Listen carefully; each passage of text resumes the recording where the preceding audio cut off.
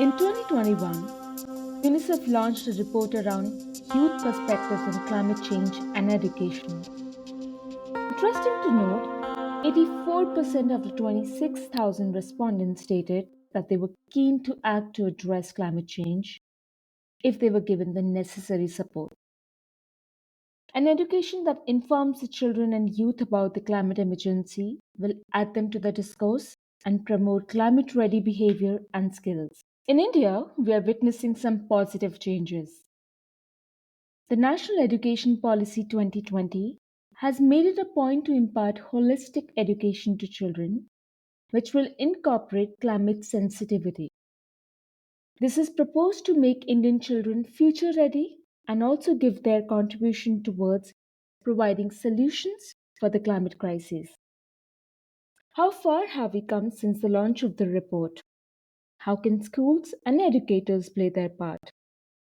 To discuss these questions and more, today I have with me Dr. Ashok Pandey, a greatly admired and distinguished educator with over 3 decades of experience. He has pursued over the years better ways to impart knowledge, values, and joy to listeners. He has represented Indian education on a global scale, collaborating with institutions in the USA, UK, Germany, Australia, and more. Recognized for his contributions, Dr. Pandey has been conferred with notable accolades and he sits on governing body of the National Council of Teacher Education among his many other assignments. Honored to have him on the podcast.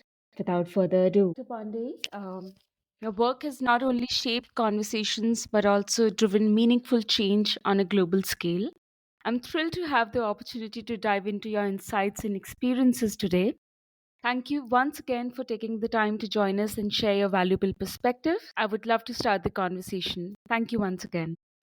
Thank you, Megha. I'm very impressed with your passion, which is very infectious, and that itself is such a good news for the listeners of this podcast. And I'm sure most of them will be inspired more by your work than what I'm going to share with you. That's Thank you. very kind of you, sir. I'll dive right into, sir. So, I wanted to check with you, sir. The National Education Policy of 2020, it guides that concerted curricular and pedagogical initiatives, including the introduction of contemporary subjects such as environmental education, be included at relevant stages to develop these various important skills in students at all levels. What do you think? How far have we come since the report? Yeah, I think that's a very relevant question, and we have all hailed the National Education Policy 2020. It was considered and is still considered as a new era of policy making. But I think every policy has to be backed up by a good governance system, what we can call as policy implementation. Post this announcement of the policy, there is a kind of a catalytic effect of the policy. People are being more intentional. People are reflecting. They are going back to their boardrooms and thinking what has worked, what has not worked, what new innovations are required. So there is a lot of good news. Coming to environmental education, most of the schools have eco clubs, environmental clubs.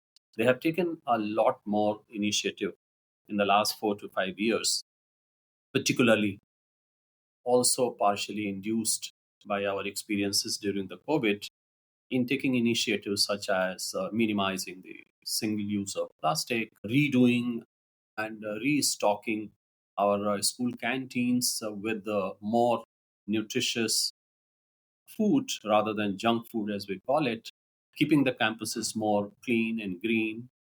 A lot of activities are happening. But on the flip side, or on the side what we call grow side, I have spoken to you about the glow part of it. The grow side is that we have to reconfigure or redesign our curriculum. We have to revolutionize our pedagogy really. And we, Megha, something which I'm very, very frank about, that we have to integrate environmental education. It can't be a fancy add on. Our education cannot be what we call environmentally augmented or environmentally enhanced Hmm. education. No, it has to be a total integration. And for that, how do we bring in interdisciplinarity? How do we integrate climatic values into our teaching in all the subjects: mathematics, science, science of environment, mathematics of environment? Those things are very, very important. So that is how probably during the course of our discussion, I can give you one or two illustrations as to how we can really make it meaningful, we can make it impactful. Yeah, that's interesting. And, that brings me to that point. What role do you think can schools and institutes play then to, expedite this implementation? Exactly. So I will put the first take on professional development of teachers, teacher training, you can call it. Experts intervention. Community engagement. The contextualizing it. The national education policy itself advocates that we have to, if we want to be global, we have to begin with the local, right?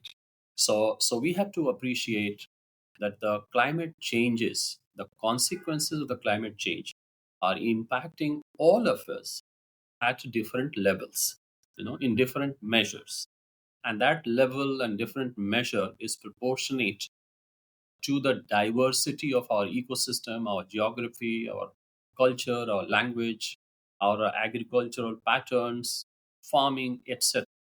And therefore, when I said that reconfigure the curriculum, what I would mean is that curriculum for environmental education or climate change education in the coastal area has to be different from the arid area, right? So the arid area may be struggling with drought or scarcity of water, where we need water conservation.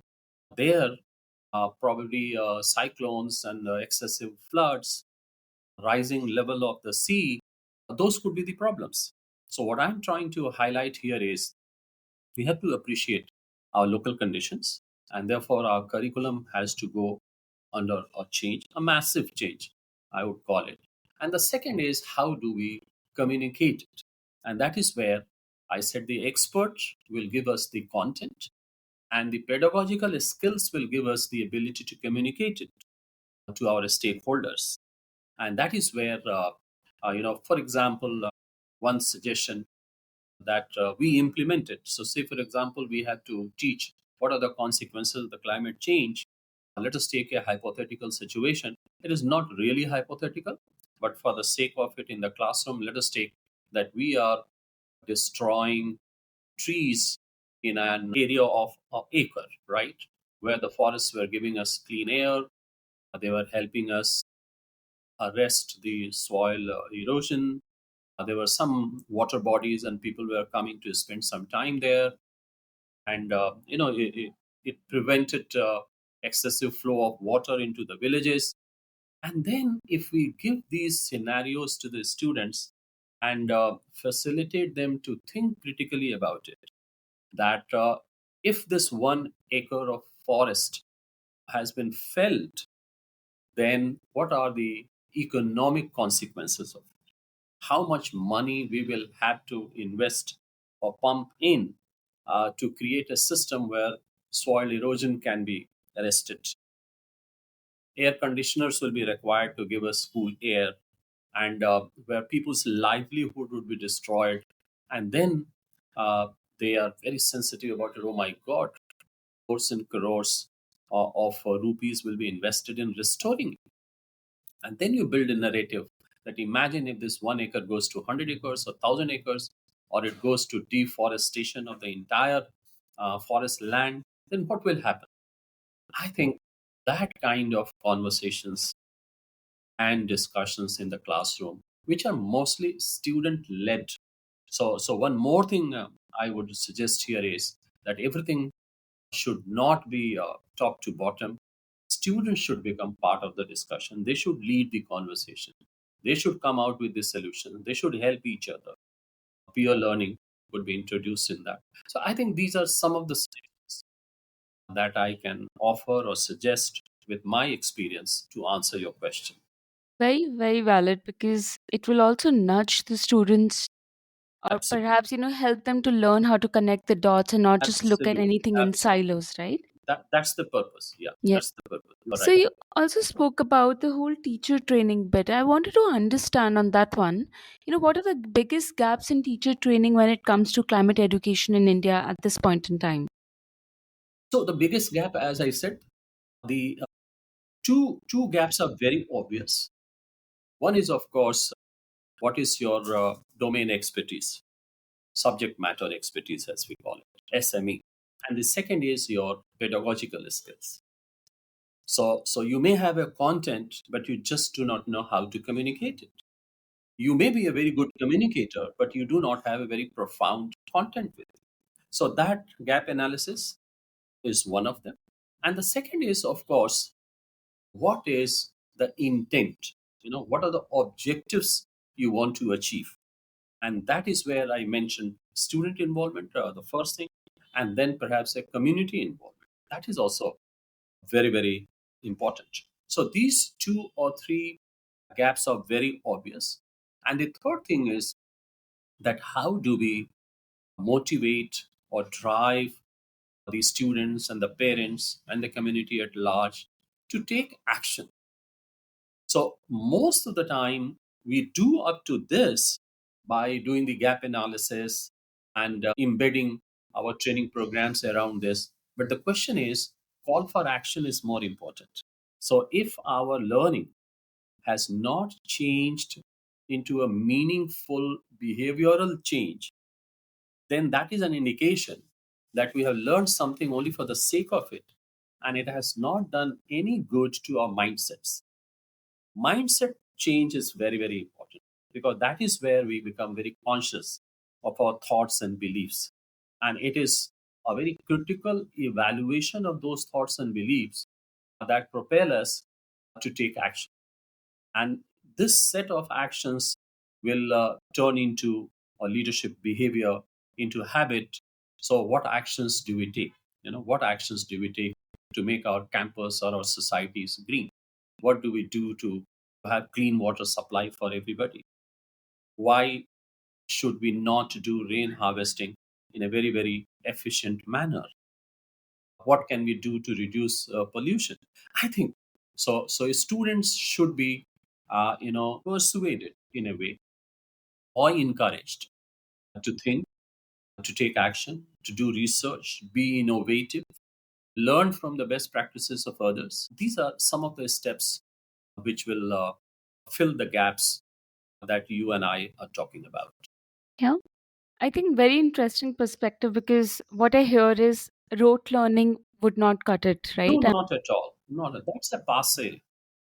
Anybody resorting to that, even unknowingly, is almost sinful, in my opinion. That Yeah. does not work. Total disservice to what we're trying to achieve with the whole climate education Yes, and understanding of absolutely. how things are Absolutely. changing. On that point, and is something I would like to delve a bit deeper on is I heard a lot of collaboration in your last response, right? So, how can educators or school foster collaboration between different academic departments to teach climate change more holistically, right? Yes. So, a very good question. So collaboration at two or three different layers. One, I'll take that you are alluding to first. You see, I'll tell you a very interesting story of an artist who is Turkish born American artist.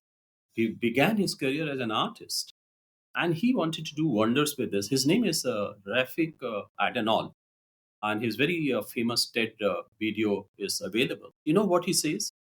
Very interesting. He said that my thought process acts like a brush for my art. The data that I gather from various sources is my pigment, the color. Monumental and architectural structures that I work on, that's my canvas. I bring them all together and I take help of artificial intelligence and I make those monuments dance and hallucinate. And in the process, I had to work with architects, social scientists, anthropologists, you know, variety of people. I think there the collaboration is going to go, that you can create a masterpiece of digital art of a monument. And that is the level of integration that we have gone. So, what I'm trying to tell you is that we talk a lot of art integration, music integration, sports integration. We have ruthlessly divided even physics, chemistry, and biology, which is one integrated science, at least up to one level. Similarly, in the social sciences, too much of bifurcation. So I think we need to collaborate and sit down together and bring them all into one cohesive, integrated format. So that is something very, very important. So that is one layer, in my opinion. The second is, of course, as I said, that wherever there are gaps, we have to bring in expertise. There are many organizations, voluntary organizations, non governmental organizations, online resources to share with you how environmental education and climate change can be introduced right from class one. So, how your lesson plans should integrate the sustainable developmental goals. They are a big source to convert our lesson plans. So, say for example, three of the goals, 13th, 14th, and 15th, straight away connected to climate change and climate change education. So that is where this collaboration, when you're talking about, I would suggest, and I have done it to some extent, and that is why I'm a little more confident about it, that the teachers can sit together and they can share their own subject expertise and how that can be connected meaningfully to the climate change. So that kind of collaboration, in my opinion, will mitigate the problems around this. So this is just one suggestion. Another suggestion which comes to my mind is that, and most of the schools have started doing it, and I'm very happy about it, that most of the children in most of the schools do not bring plastic bottles or plastic tiffins. They are talking about sustainable uses of the products and accessories that they use. They have started reducing, though not to a great extent, but some, of course, wasting a lot of paper, because in schools, out of enthusiasm, every art and craft is very ruthless on the paper and the colored paper and things like that. And also through the process of your food system, the farming, the life cycle, we have to bring into the consciousness of the students how sustainability is so important. The Prime Minister gave a call in the last COP meeting about what we call life, that is lifestyle for environment. And schools can do a lot to bring in this lifestyle for environment and sustainability. No, I mean, great analogy. And I think this whole aspect of collaboration will be a great litmus test for our educators, right? Because this is what is going to drive, like you said, you use the word consciousness, right? That's going to Yes, drive absolutely. Absolutely. students' consciousness so that it's not just till the time that you're in a school, but it becomes something that you truly Yes, believe in. yes, I mean, I loved how you've sort of shaped that perspective. You know, another aspect, and that's a very important, besides your teachers and educators, I think career counselors play an important role of how you look forward to your life after 12th. And that's when your, contribution to the real world really begins, right? So I just wanted to check with you, sir. Given the current focus on green jobs and considering global occupational trends that are happening, what role do you think career counselors can play in addressing the anxiety or uncertainty of students on their role in the whole equation of climate change? What can they do? You know, Yeah, absolutely. I think you have raised a very, very important point in our discussion. Career counselors play a very crucial role in shaping the life and future of the young generation. And therefore, my appeal to the career counselors is that they must be trained and exposed to climate change themselves first, right? I have been a career counselor in my life many years ago, and I realized when sustainability was not talked about at that time, but I'm just trying to draw a parallel between then and now. So, as a career counselor, our job was to give as much information as possible to the students, and particularly when the students were so focused on either becoming a doctor or engineer and nothing else. I'm talking of that time of 90s. I thought that let us find out from the industry, from research, from data as to what are the sunrise industries. And I'm talking of late 90s. And we found out that fashion technology, hotel management, IT at that time were the sunrise industries. And therefore, we found out a data where all these courses available, what are the entrance criteria, and how our students can be placed there. What I'm trying to tell you is that today also that thing is very, very relevant. And when career counselors do this kind of research, I can assure them that they will find that sustainable technologies, space exploration, digital health, quantum computing, these are the new areas which will emerge.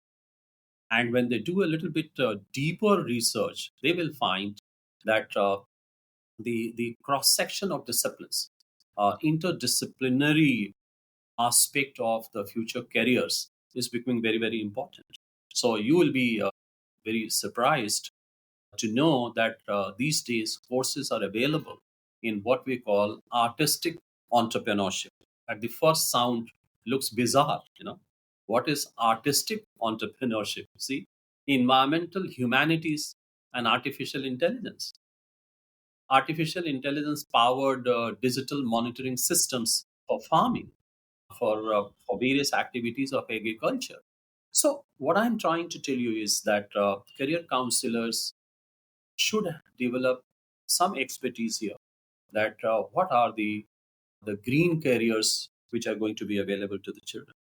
The world over, the good news is that everybody wants to achieve net zero emission yes. rates or net zero carbon deposit in the atmosphere. Everybody wants it, but everybody also wants how to achieve it. Everybody also wants what new technologies will be required. As per one research, for the next 20 years, 10 to 12 trillion dollars of investment will be required to develop new technologies for a green world, and industries are working around it. And therefore, the need is that how to drive talent towards these new opportunities, which are planetary. And I think the career counselors can play a really very big role here. Yeah. Totally concur with you here, sir. And I think good that you said that, because I was also sort of listening to the recent World Bank report around this, which said that sustainability and climate will not only generate close to 100 million jobs. Yes, It will also lead to a lot of entrepreneurship avenues, which will further create jobs, right, for people. So, absolutely, absolutely, hence, I absolutely. think the role of career counselor becomes very Becomes important. very, very important. You are right. That brings me to a point, when we are talking about India and climate education in India, we are perhaps, and to the listeners and to me, perhaps we only think about the urban schools, right? But there is a large number of, significant number of schools out of, say, for example, I was reading there are close to 15 lakh schools in India, according to the Ministry of Education. Of these, only 2.54 lakh schools are in urban areas, and the remaining 12.34 are in rural areas. How do you think the rural education system has come up or coped up with, ensuring inclusive and equitable quality climate education? Is there some movement there? What do Yeah, you think yeah, about yeah, it? yeah, yeah. Yeah, it's a good perspective in our discussion. So, my take on this, Mega, is that both rural schools and urban schools, they have their unique challenges and opportunities, right? The rural schools may lack infrastructure, the resources, and things like that.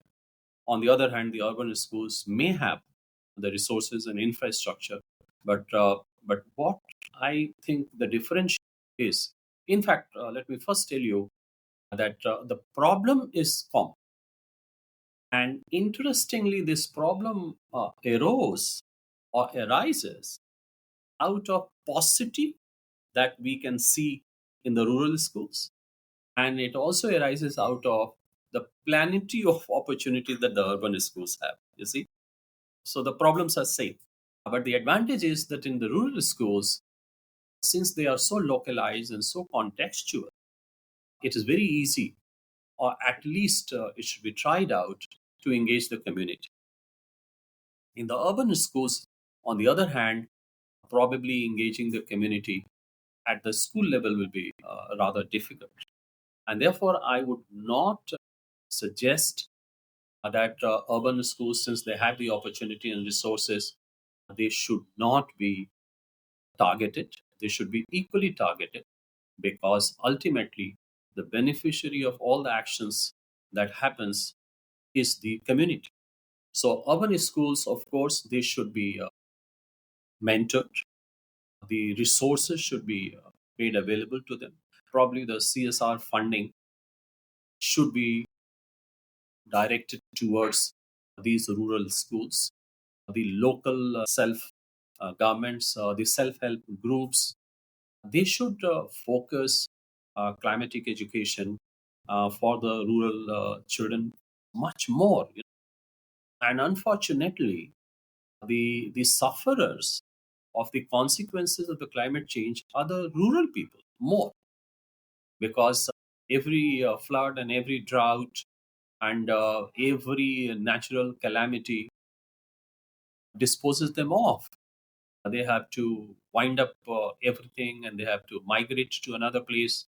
Their livelihood, their agriculture, their cattle, their people, everything is disturbed. And therefore, I think a new and a very fresh idea is required as to how to give a new meaning to climate education in the rural schools. That's very, very important. But at the same time, as I said, the urban schools also have their problems. The pollution is one problem. Excessive heat is problem. Untimely and incessant rains that we are experiencing for past few years is another problem. Therefore, going back to what we discussed in the beginning of our podcast, that reconfiguration of curriculum, pedagogy, community engagement, resource mobilization, experts intervention, those things will be very, very important. Yeah.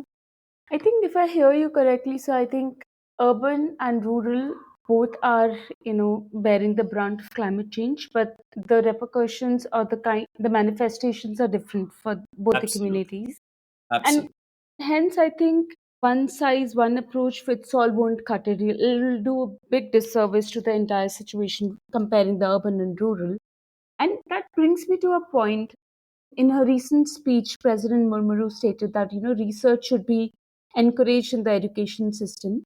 I want to understand what role can the government play to ensure that the education system becomes more robust and there's more research and there is more future proofness, keeping in mind the climate education and the need of it, right? Because there is some sort of research Yeah, that is yeah, required given how India is such a diverse country, both geographically absolutely. and demographically.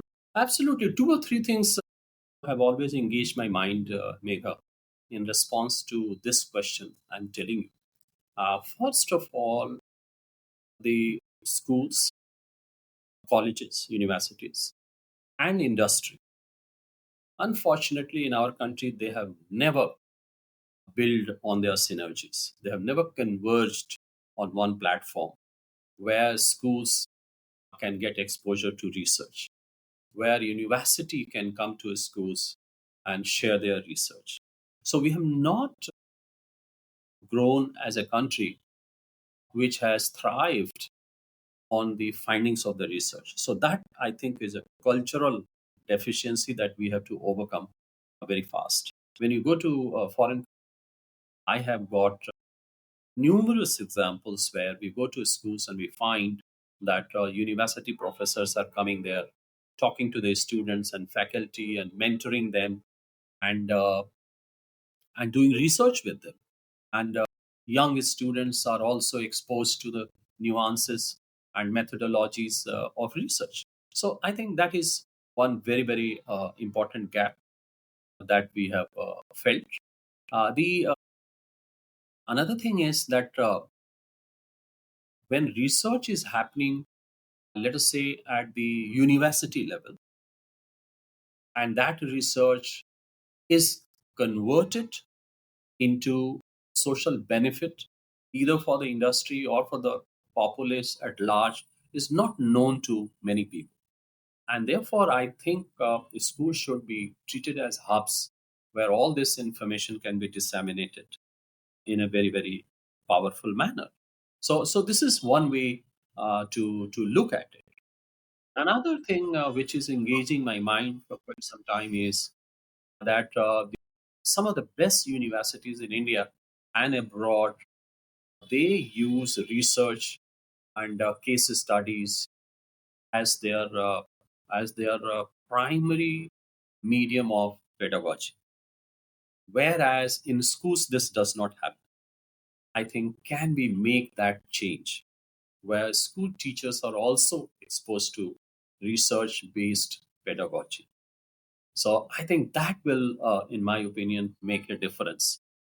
Research and patenting will become a culture of this country as well. If you compare the Yeah. number of patents per year USA does, or China does, or some of the other developed countries in the world do, India is lagging far behind.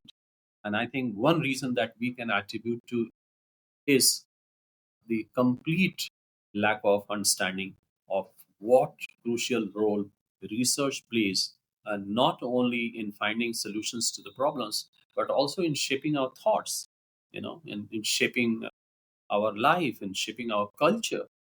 So I think these two things come very strongly in my mind, which can be taken care of. Perfect. I also understand the fact that research can also be, or the premises of various research can be also be fueled by the feedback that they're getting from on Exactly. ground, right? That's what I was trying to, Yeah. you put it in a better word, but this is exactly what I was suggesting. Yeah.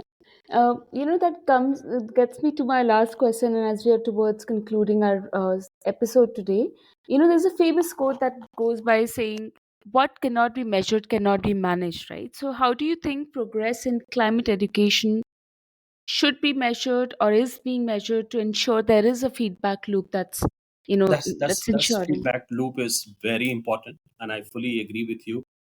And this has been the tragedy in our schools, that we have, in the name of comprehensive education, or in the name of overall development of the children, we have some life skills, we have art, music, sports, performing arts, and everything we have.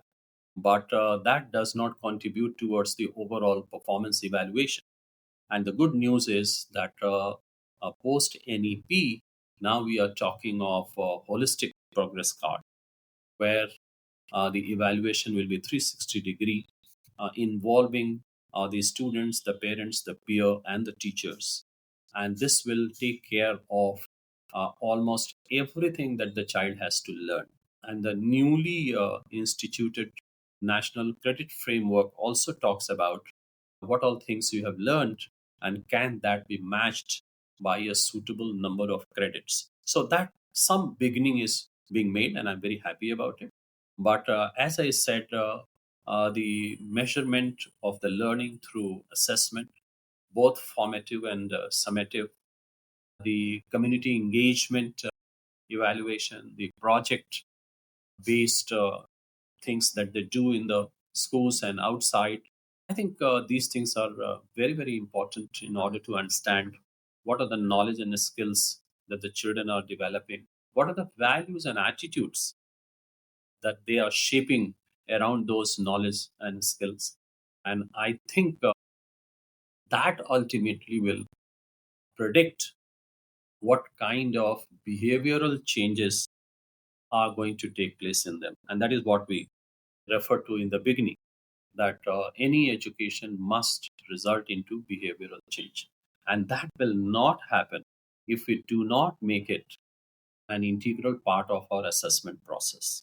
So I fully agree with you, and I join you in giving a call, a clarion call, that we have to modify our assessment systems to assess climate education, their appreciation of other analytics, their appreciation of the finances, their appreciation of global citizenship, their appreciation of the robustness and the diversity and the value system of the country, and how this country can be taken to the next level by 2047, where we are talking of India as a developed nation.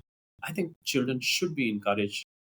We still have some time, and if we can make these changes into our uh, in the beginning we said curriculum, we talked about pedagogy, and now we are adding towards the end rightfully the powerful, effective, comprehensive, and continuous assessment process.